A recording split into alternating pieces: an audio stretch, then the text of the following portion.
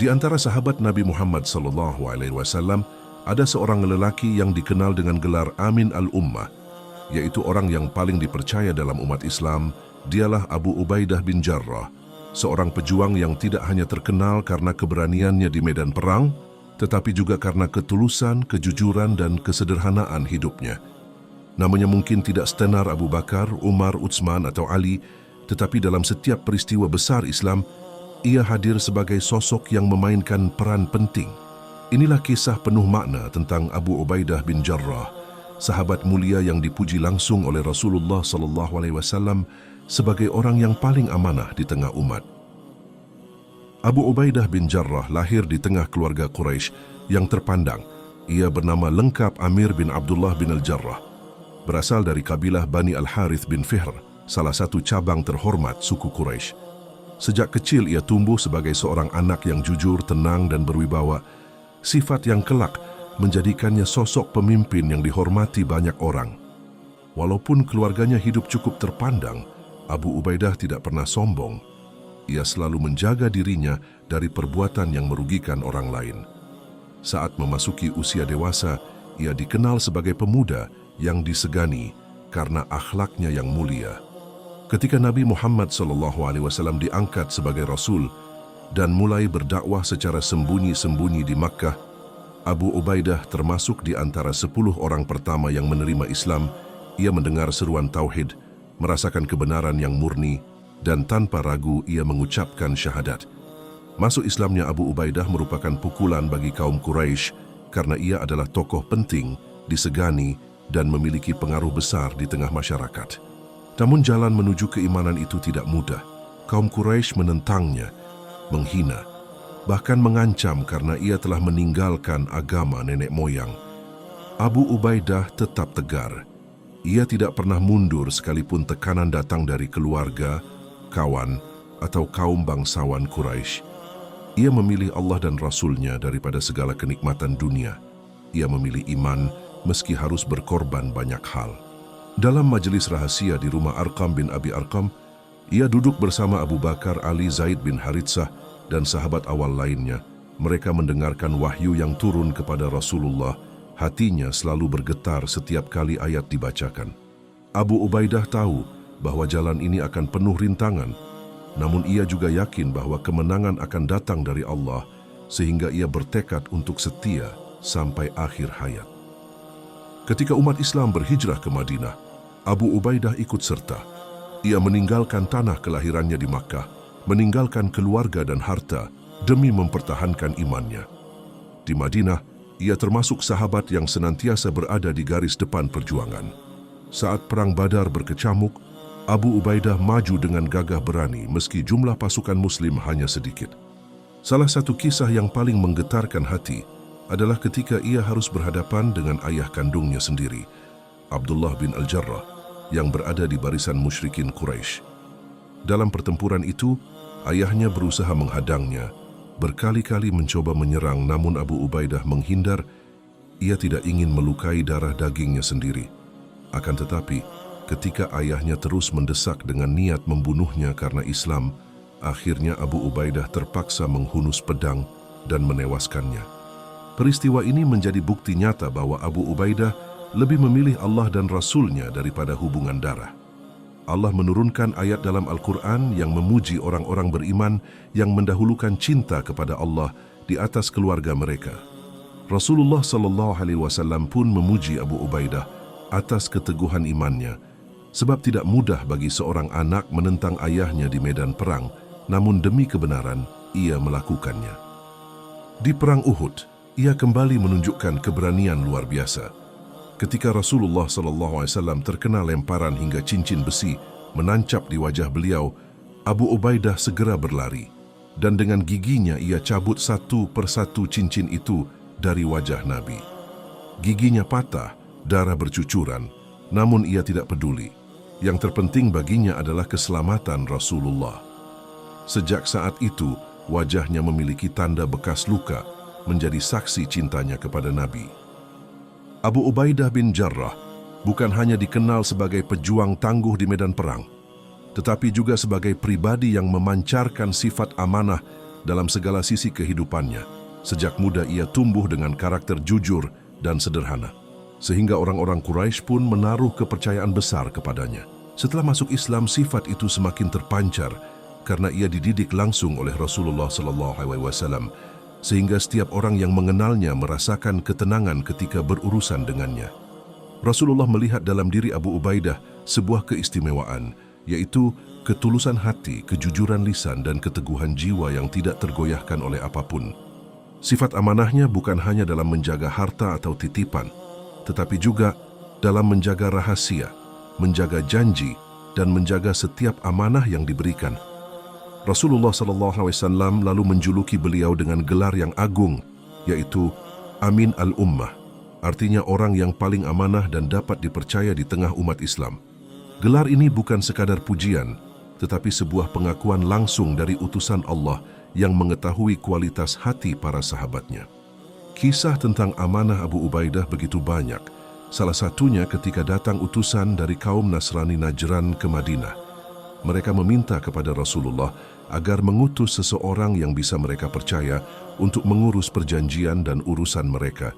Rasulullah SAW lalu bersabda di hadapan para sahabat, "Aku akan mengutus kepada kalian seorang lelaki yang benar-benar amanah, seorang yang paling terpercaya di antara umat ini." Para sahabat pun menunduk, masing-masing berharap merekalah yang dimaksud karena mereka semua ingin mendapatkan kedudukan mulia di sisi Rasulullah. Namun setelah itu, Rasulullah memanggil Abu Ubaidah bin Jarrah dan mengutusnya bersama mereka. Saat itu, para sahabat menyadari bahwa tidak ada seorang pun yang lebih layak menyandang sebutan itu selain Abu Ubaidah. Sejak saat itu, gelar Amin al-Ummah melekat kuat pada dirinya. Bukan hanya dikenal di kalangan muslimin, tetapi juga oleh kaum non-muslim yang berinteraksi dengannya. Mereka melihat bahwa Abu Ubaidah tidak pernah menipu, tidak pernah berkhianat, dan selalu menepati janji yang ia ucapkan.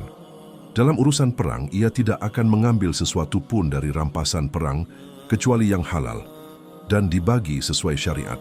Dalam urusan kepemimpinan, ia tidak akan menggunakan kekuasaannya untuk keuntungan pribadi.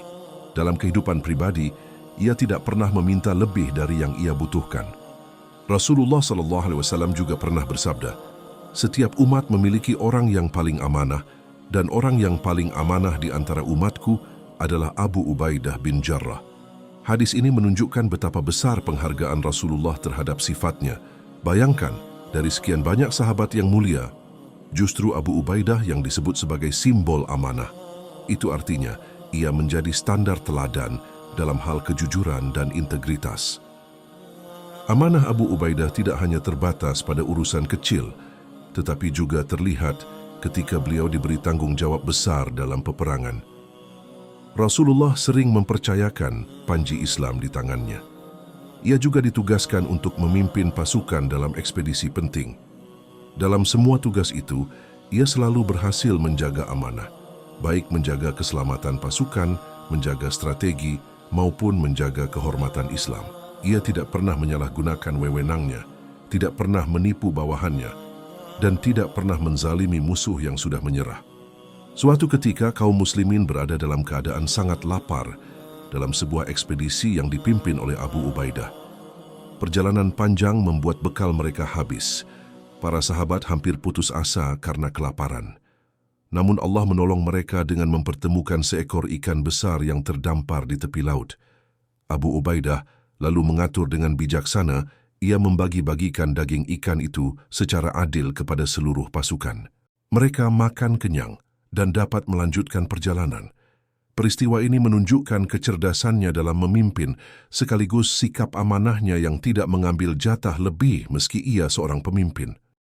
Bahkan di luar medan perang, amanah Abu Ubaidah selalu terjaga. Ia sering ditugaskan Rasulullah untuk membawa surat, mengurus perjanjian, atau menyampaikan pesan penting.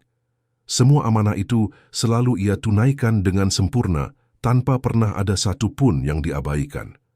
Kejujurannya menjadi cahaya yang menerangi sekitarnya, dan siapapun yang bersamanya merasa aman karena tahu bahwa Abu Ubaidah tidak akan pernah berkhianat.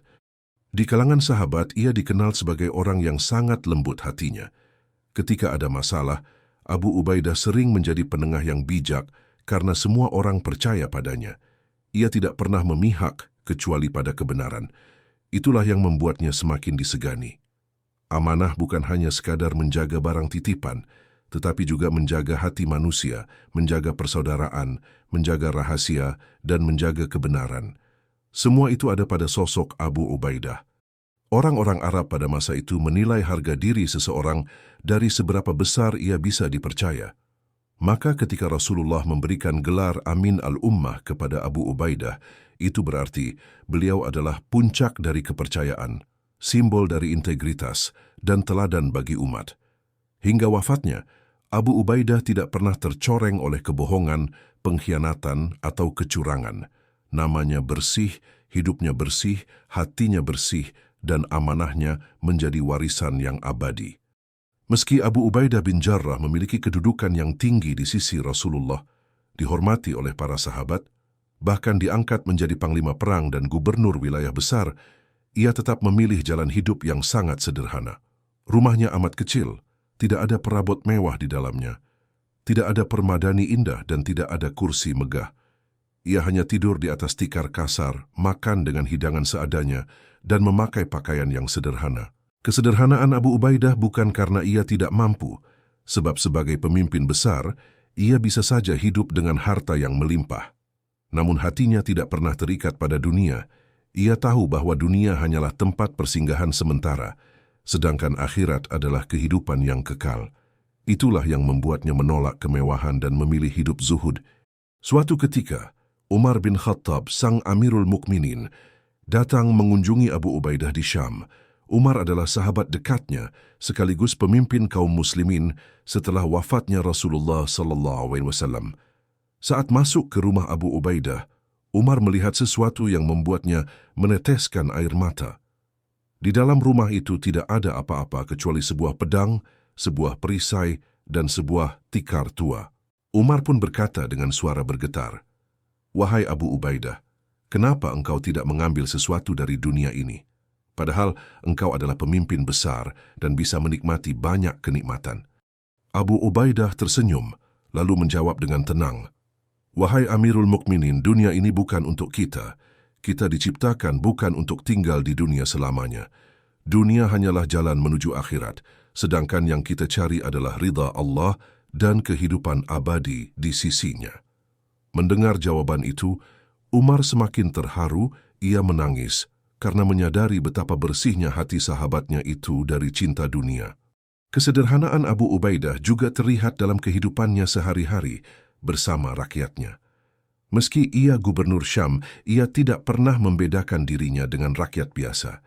Ia tidak memiliki penjaga khusus, tidak menutup diri dari masyarakat, dan selalu berjalan di pasar tanpa pengawal.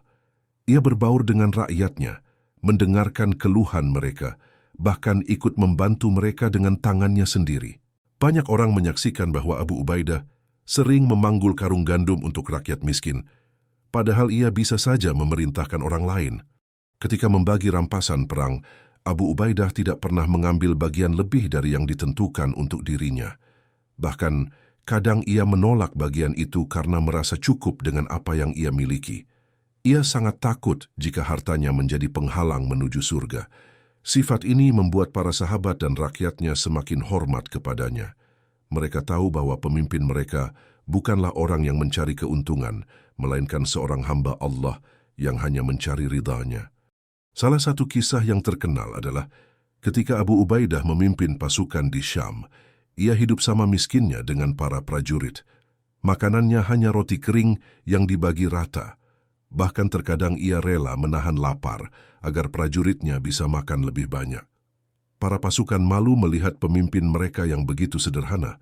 Tetapi Abu Ubaidah berkata, "Aku hanyalah seorang muslim seperti kalian. Jika kalian lapar, aku pun lapar. Jika kalian kenyang, barulah aku merasa tenang." Kesederhanaan Abu Ubaidah bukan berarti ia lemah atau tidak mampu memimpin. Justru dari kesederhanaannya itu lahir wibawa yang luar biasa. Orang-orang patuh kepadanya bukan karena takut, tetapi karena cinta dan hormat. Mereka tahu bahwa pemimpin mereka tidak memiliki ambisi dunia, sehingga setiap keputusannya murni demi kebaikan bersama. Banyak gubernur atau panglima di dunia yang hidup dengan kemewahan, Namun Abu Ubaidah berbeda. Ia menolak semua itu karena ia ingin menjadi teladan. Ia ingin mengingatkan bahwa seorang pemimpin adalah pelayan umat, bukan penguasa yang berkuasa atas umat. Maka ia menjadikan hidupnya sederhana, agar umat tahu bahwa kekuasaan bukanlah alat untuk memperkaya diri, melainkan amanah yang harus dipertanggungjawabkan di hadapan Allah. Bahkan ketika sakit, ia tidak meminta pengobatan yang mahal atau perawatan khusus. Ia hanya bersabar dan berkata bahwa semua itu adalah ujian dari Allah. Kesederhanaannya terlihat hingga akhir hayat.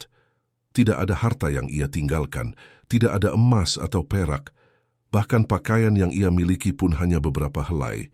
Semua itu menunjukkan bahwa hatinya sama sekali tidak terikat pada dunia. Kesederhanaan Abu Ubaidah menjadi pelajaran besar bagi umat Islam sepanjang zaman. Ia mengajarkan bahwa kebahagiaan sejati bukanlah rumah besar, bukan pakaian mahal, dan bukan harta melimpah. Kebahagiaan sejati adalah hati yang tenang, jiwa yang ikhlas, dan amal yang diterima oleh Allah. Dengan kesederhanaan itu, ia berhasil menjaga dirinya dari godaan dunia dan menjaga kepemimpinannya dari sifat zalim. Umar bin Khattab pernah berkata tentang Abu Ubaidah, "Seandainya aku harus memilih seorang pengganti setelahku, niscaya aku akan memilih Abu Ubaidah bin Jarrah. Namun Rabb kalian tidak menghendaki itu." Ucapan ini menunjukkan betapa tinggi kedudukan Abu Ubaidah di mata sahabat besar seperti Umar. Semua itu bukan karena kekayaan, bukan karena jabatan, tetapi karena akhlak mulia dan kesederhanaan hidupnya. Hingga kini nama Abu Ubaidah bin Jarrah dikenang sebagai simbol pemimpin yang zuhud. Hidupnya sederhana, tetapi wibawanya besar. Rumahnya kecil, tetapi hatinya luas. Hartanya sedikit, tetapi jasanya tak terhitung. Dan dari kesederhanaannya, ia meninggalkan warisan abadi. Bahwa dunia hanyalah titipan, sedangkan akhirat adalah tujuan yang sejati. Ketika Rasulullah SAW wafat, Abu Ubaidah bin Jarrah tetap setia melanjutkan perjuangan Islam di bawah kepemimpinan Khalifah Abu Bakar As-Siddiq. Ia turut serta dalam berbagai peperangan melawan orang-orang murtad, lalu ikut berperan dalam menundukkan negeri-negeri besar di luar Jazirah Arab. Setelah wafatnya Abu Bakar, Umar bin Khattab diangkat sebagai khalifah dan Abu Ubaidah mendapat amanah besar untuk menjadi panglima pasukan Islam di wilayah Syam. Umar sangat mempercayai Abu Ubaidah. Ia tahu bahwa sahabatnya itu bukan hanya seorang panglima yang pemberani, tetapi juga pemimpin yang adil, sederhana, dan penuh amanah. Karena itu, Umar mengangkatnya sebagai gubernur sekaligus panglima perang di negeri Syam yang sangat luas. Tugas ini bukan perkara mudah, sebab Syam merupakan wilayah strategis yang diperebutkan antara Kekaisaran Romawi Timur, Byzantium, dengan umat Islam. Abu Ubaidah menerima amanah itu dengan penuh kerendahan hati. Ia tidak merasa sombong atau bangga, ia justru menangis karena merasa takut tidak mampu memikul tanggung jawab sebesar itu. Namun dengan tawakal kepada Allah, ia menjalankan tugasnya dengan sepenuh hati. Ia memimpin pasukan Islam menuju Syam, mengatur strategi dengan cerdas, dan membangkitkan semangat para prajurit dengan keteladanan pribadinya. Di bawah kepemimpinannya, umat Islam berhasil menaklukkan kota demi kota di Syam. Damaskus jatuh ke tangan kaum muslimin, disusul Hims dan berbagai wilayah penting lainnya. Penaklukan itu tidak hanya terjadi dengan pedang, tetapi juga dengan diplomasi dan janji yang ditepati. Abu Ubaidah terkenal sebagai pemimpin yang tidak suka menumpahkan darah kecuali terpaksa. Ia lebih suka melakukan perjanjian damai, di mana penduduk kota tetap boleh tinggal dengan aman, menjaga tempat ibadah mereka, dan hidup berdampingan dengan kaum muslimin. Salah satu peristiwa besar yang mencatat namanya dalam sejarah adalah penaklukan Yerusalem. Kota suci itu merupakan pusat perhatian tiga agama besar, Yahudi, Nasrani, dan Islam. Penduduk Yerusalem, yang saat itu berada di bawah kekuasaan Bizantium, akhirnya bersedia menyerahkan kota kepada kaum muslimin, dengan syarat bahwa Khalifah Umar sendiri yang datang untuk menerima penyerahan tersebut. Abu Ubaidah menulis surat kepada Umar bin Khattab dan menyampaikan permintaan itu. Umar lalu datang dari Madinah dengan pakaian sederhana, bahkan hanya bergantian menaiki unta dengan pengawalnya. Ketika Umar sampai di Yerusalem, Abu Ubaidah menyambutnya dengan penuh rasa hormat. Namun Umar justru menangis melihat kesederhanaan sahabatnya itu. Dalam pertemuan itu, dua sosok agung Islam bertemu, Umar sang khalifah dan Abu Ubaidah sang panglima. Bersama-sama mereka menunjukkan kepada dunia bahwa kekuasaan Islam bukanlah tirani, melainkan rahmat. Penduduk Yerusalem pun hidup damai di bawah pemerintahan Islam, gereja-gereja mereka tetap terjaga dan tidak ada paksaan untuk masuk Islam. Keberhasilan Abu Ubaidah dalam memimpin wilayah Syam bukan hanya karena strategi militer, tetapi juga karena akhlaknya yang mulia. Ia memperlakukan rakyat dengan adil, ia menjaga hak-hak kaum non-muslim, dan ia tidak pernah menyalahgunakan jabatannya. Rakyat mencintainya bukan karena takut, tetapi karena hormat. Banyak orang Nasrani di Syam yang bersaksi bahwa mereka lebih merasa aman di bawah kepemimpinan Abu Ubaidah daripada di bawah penguasa Bizantium sebelumnya. Abu Ubaidah juga dikenal sebagai pemimpin yang sangat dekat dengan pasukannya. Ia tidak pernah memerintahkan sesuatu kecuali ia sendiri melakukannya. Ketika pasukan kelelahan, ia ikut beristirahat bersama mereka di tanah lapang. Ketika pasukan lapar, ia makan dari makanan yang sama. Bahkan ketika pasukan harus berjalan jauh menempuh perjalanan, ia berjalan kaki tanpa merasa perlu mendapatkan keistimewaan. Semua itu membuat pasukannya mencintai dan menghormatinya sepenuh hati. Dalam peperangan besar melawan Bizantium di Yarmuk, Abu Ubaidah memegang peranan penting. Perang ini menjadi salah satu titik balik dalam sejarah Islam karena setelah kemenangan di Yarmuk, pintu penaklukan Syam terbuka lebar. Abu Ubaidah memimpin dengan ketenangan. Ia tidak gegabah, ia sabar menunggu momen yang tepat. Dan ketika serangan dilancarkan, ia berhasil memukul mundur pasukan Bizantium yang jumlahnya jauh lebih besar. Meski kemenangan besar itu diraih, Abu Ubaidah tidak pernah berbangga diri. Ia selalu mengingatkan pasukannya bahwa kemenangan datang hanya dari Allah, bukan dari kekuatan mereka. Ia juga selalu menekankan agar pasukan tidak menzalimi tawanan perang dan tidak merusak harta benda penduduk sipil. Prinsip itu membuat wajah Islam terlihat sangat indah di mata musuh sekalipun. Khalifah Umar bin Khattab sangat bangga memiliki sahabat seperti Abu Ubaidah. Bahkan Umar pernah berkata, seandainya Abu Ubaidah masih hidup, niscaya aku akan menunjuknya sebagai penggantiku, namun Rabb kalian tidak menghendaki itu. Ucapan ini adalah penghormatan yang sangat tinggi, karena Umar dikenal sebagai pemimpin yang sangat berhati-hati dalam memilih pengganti. Dengan segala keberhasilan yang dicapainya, Abu Ubaidah tetap hidup sederhana. Ia tidak membangun istana, tidak mengumpulkan harta, dan tidak memuaskan diri dengan kemewahan. Semua rampasan perang ia serahkan kepada Baitul Mal, hanya mengambil bagiannya yang kecil sesuai syariat. Itulah mengapa Umar sangat percaya kepadanya, sebab ia tahu Abu Ubaidah tidak akan pernah berkhianat dalam urusan harta dan kekuasaan. Di masa kepemimpinan Umar, Abu Ubaidah menjadi salah satu pilar utama penyebaran Islam keluar Jazirah Arab. Tanpa jasa dan keteladanannya, mungkin penaklukan Syam tidak akan berlangsung dengan cara yang begitu mulia dan beradab. Warisannya bukan hanya berupa wilayah yang luas, tetapi juga teladan kepemimpinan yang penuh kejujuran dan kasih sayang. Di tengah-tengah keberhasilan Islam menaklukkan wilayah Syam, Allah menguji kaum muslimin dengan musibah besar. Wabah penyakit menular yang sangat mematikan muncul di sebuah desa bernama Amwas, dekat Palestina. Wabah itu kemudian dikenal dengan sebutan Ta'un Amwas. Ribuan orang terjangkit penyakit itu, banyak yang meninggal dalam waktu singkat dan wilayah Syam menjadi pusat duka. Abu Ubaidah bin Jarrah, sebagai gubernur Syam sekaligus panglima pasukan, berada di garis depan menghadapi musibah ini. Ia tidak meninggalkan rakyatnya, tidak melarikan diri dari wabah, dan tidak mencari keselamatan pribadi. Justru ia turun langsung menenangkan pasukannya, menguatkan hati kaum muslimin, dan mengajak mereka bersabar serta bertawakal kepada Allah. Kata-katanya penuh keteduhan. Ia berkata kepada pasukannya, "Wahai manusia, wabah ini adalah rahmat bagi kalian. Ia adalah sebab syahadah bagi kalian. Barang siapa yang sabar dan ridha, maka baginya pahala di sisi Allah."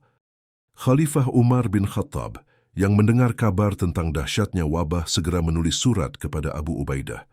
Umar memintanya untuk segera keluar dari Syam agar ia selamat karena kaum muslimin tidak ingin kehilangan seorang panglima besar sepertinya. Umar berkata, "Aku sangat membutuhkanmu, jangan biarkan dirimu binasa bersama rakyatmu. Datanglah kepadaku."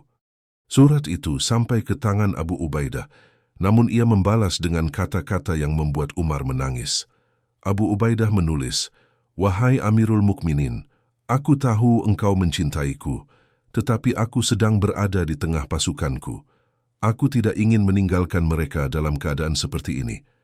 Aku tidak ingin diriku selamat sementara mereka mati. Aku tidak akan lari dari takdir Allah." Jawaban itu menunjukkan kebesaran jiwa Abu Ubaidah. Ia memilih tetap tinggal bersama rakyatnya, meskipun ia tahu bahwa itu berarti mempertaruhkan nyawanya. Umar menangis membaca surat itu dan berkata, "Andai aku bisa menebusmu dengan diriku, niscaya aku lakukan, wahai Abu Ubaidah." Betapa besar cinta Umar kepada sahabatnya ini, tetapi takdir Allah lebih kuat daripada semua rasa cinta manusia. Hari demi hari wabah semakin parah. Banyak sahabat Nabi yang gugur, di antaranya Mu'adz bin Jabal, seorang ulama besar umat Islam. Abu Ubaidah sendiri akhirnya terserang penyakit itu.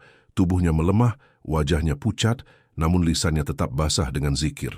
Ia berkata kepada pasukannya, "Aku wasiatkan kepada kalian, tetaplah berpegang teguh pada agama Allah. Syalatlah, puasalah, bersedekahlah, dan hajilah. Saling menasihatilah, jangan saling menyakiti, dan jagalah amanah, karena amanah adalah jalan menuju ridha Allah." Ia tidak pernah berhenti menasihati meskipun tubuhnya sakit. Bahkan ketika nafasnya sudah tersengal, ia masih sempat berkata, "Selamat tinggal dunia yang penuh tipuan, selamat tinggal segala kesusahanmu, selamat datang kematian yang dinanti, selamat datang rahmat Allah dan ampunannya."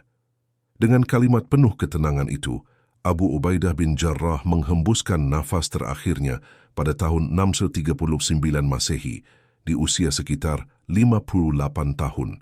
Seluruh kaum muslimin menangis kehilangan sosok agung itu. Umar bin Khattab begitu berduka. Beliau berkata, "Seandainya Abu Ubaidah masih hidup, niscaya aku akan menunjuknya sebagai penggantiku. Namun Rabb, kalian tidak menghendaki itu." Perkataan ini menjadi bukti betapa tinggi kedudukan Abu Ubaidah di hati Umar. Bahkan Umar rela jika dirinya wafat sebagai pengganti sahabatnya itu. Wafatnya Abu Ubaidah dalam wabah Ta'un Amwas dianggap sebagai syahid, sebab Rasulullah SAW pernah bersabda bahwa orang yang meninggal karena Ta'un mendapatkan pahala syahid. Maka Abu Ubaidah gugur bukan hanya sebagai panglima besar, tetapi juga sebagai syuhada, meninggalkan dunia dengan kemuliaan. Kisah hidup Abu Ubaidah bin Jarrah adalah rangkaian teladan yang tidak pernah lekang oleh waktu. Ia dikenal sebagai Amin al-Ummah, orang paling amanah di tengah umat, seorang panglima yang gagah berani di medan perang, seorang pemimpin yang sederhana, dan seorang hamba Allah yang rendah hati. Warisan terbesarnya bukanlah harta atau istana megah, melainkan akhlak mulia, amanah yang teguh, dan kesederhanaan yang menyejukkan. Dari medan Badar, Uhud hingga Yarmuk, namanya tercatat sebagai salah satu sahabat yang paling berjasa dalam perjuangan Islam. Namun di balik keberanian itu, ia tidak pernah membanggakan dirinya. Ia selalu mengingatkan bahwa kemenangan hanya datang dari Allah, bukan dari jumlah pasukan, bukan dari pedang dan bukan dari strategi, tetapi dari pertolongannya. Sikap ini menjadikan ia teladan kerendahan hati bagi seluruh umat. Kesederhanaannya adalah warisan yang mengajarkan bahwa seorang pemimpin sejati tidak harus hidup mewah. Ia tidur di tikar kasar, makan dengan roti kering, berpakaian sederhana, padahal ia bisa saja bergelimang harta. Tetapi ia memilih jalan zuhud agar hatinya tetap bersih. Warisan ini sangat relevan sepanjang zaman, bahwa dunia hanyalah persinggahan, sedangkan akhirat adalah tujuan. Amanahnya menjadi simbol kejujuran yang abadi. Rasulullah SAW bersabda, "Setiap umat memiliki orang yang paling amanah, dan orang yang paling amanah di antara umatku adalah Abu Ubaidah bin Jarrah." Sabda ini tidak hanya berlaku di zamannya, tetapi berlaku untuk sepanjang sejarah. Abu Ubaidah adalah standar bagaimana seorang Muslim menjaga amanah, baik dalam perkara kecil maupun besar. Ketika kita membaca kisah Abu Ubaidah, kita seakan diingatkan bahwa harga diri manusia bukan diukur dari harta atau pangkat, melainkan dari kejujuran, keberanian, dan kesederhanaan. Ia mengajarkan bahwa amanah lebih tinggi nilainya daripada emas dan integritas lebih mulia daripada tahta. Inilah warisan terbesar yang ia tinggalkan untuk kita.